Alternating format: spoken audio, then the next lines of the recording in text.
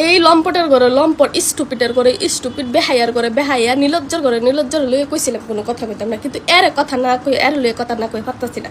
হ্যাঁ হ্যাঁ, বউ কি করছে না করছে সেগুলো এখন পাবলিককে জানানোর কোনো দরকার আছে? বউটারে কি জন্য তুই কলঙ্কিনী বানাইতেছিস? বউটার সাথে কিন্তু সংসার করস নাই?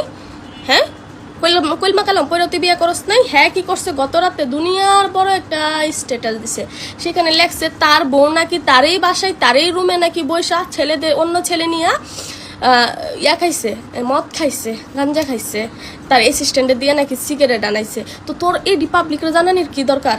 কোনো দরকার আছে?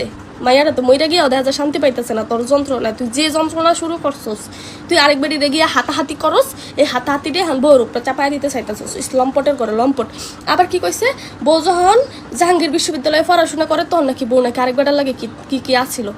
তো এটি কি মানুষে জানে? এটি তুই কি লেগে জানাইতেছিস মানুষের আদর্শ কথা, নোংরা কথাগুলা। আবার কি কইছে যে আমি যখন বিয়া করি আমার বউরে, বিয়া করার পরও আমার বউ থাকার সত্ত্বেও আরেক বেটার সাথে আমার বউয়ের বিবাহ হয়েছিল, সেখানে আমার বউয়ের ভাসুরও হয়েছে। তোর এটি বলতেই তোর বউয়ের বাসুর হয়েছে, তোর লজ্জা লাগে না? তুই আবার এই বেডিরে নিয়ে বাসুর করছিস, এই বেডিরে নিয়ে রাতের পর রাতে বাসুর করছিস, যে বেডি আরেক জায়গায় বাসুর করে আইসে তোর সাথে বিয়া হওয়ার পরেও। আই তুই এটি কস কেমনে?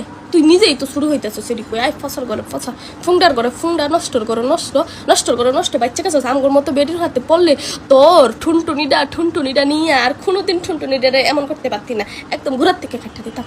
বেডিটা তো ভুল করছে, বেডিটা নিজে মরে গেছে। আমি হইলে তরে একটা সারা জীবনের